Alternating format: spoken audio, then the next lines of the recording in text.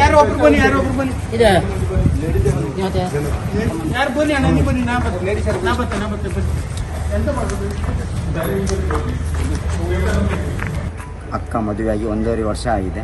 1.5 ವರ್ಷ ಆದಾಗ ಹೀಗೆ ಏನೋ ನಮಗೆ ಅನಿಸುವ ಪ್ರಕಾರ ಏನೋ ಅವರು ಹೊಡೆದು ಹಾಕಿದ್ದಾರೆ ಅನಿಸ್ತದೆ. ಹಾಗೆ ನಾವು ನೋಡಿದಾಗ ಬಾಡಿ ಏನೋ ಮನೆಯಲ್ಲಿತ್ತು. ಇನ್ಸಿಡೆಂಟ್ ಎಷ್ಟು ಗಂಟೆಗೆ ನನಗೆ ಗೊತ್ತಿಲ್ಲ. ನನಗೆ ಗೊತ್ತಿದ್ದದ್ದು 8:45 ಸರ್ ನನಗೆ ಕಾಲ್ ಬಂದಿದ್ದು.